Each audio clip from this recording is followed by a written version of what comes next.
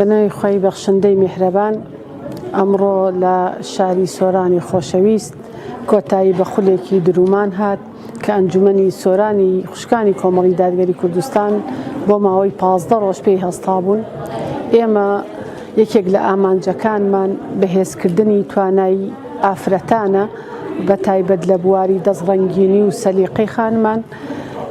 ڕێکخراوی خوشکانی ئیسلامی کوردستان پێچەوانەی ڕێکخراوەکانی تر گرنگی بە سەلیقەی خانمان و بەهێزکردنی تواناکانیان ئەدات لەو بوارانەی کە تایبەتمەندی خۆیانە.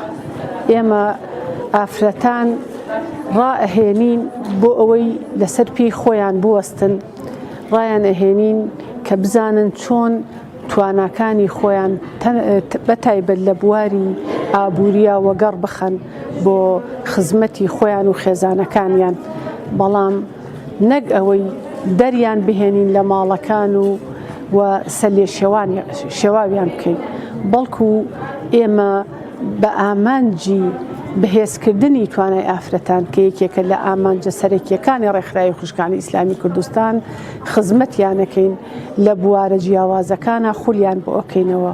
یەکێک لەو بوارانە کە ئافرەتان زۆر پێیان خۆش و دڵیان پێی خۆشە بواری دەستڕەنگینی و فێربوونی درومانە.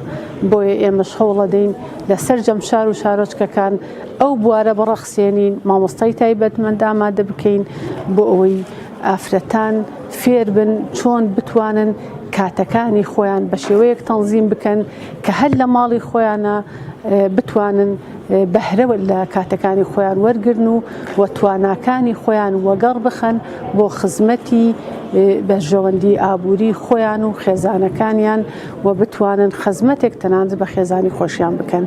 بۆیە دەستخۆشی لە ئەنجومەنی سۆرانی خوشکان دەکەین لە بەرپرسی ئەنجومەن کە خەمخۆرانە بەردەوام لە خەمی برەودانە بە تواناکانی خوشکان و ئافرەتان.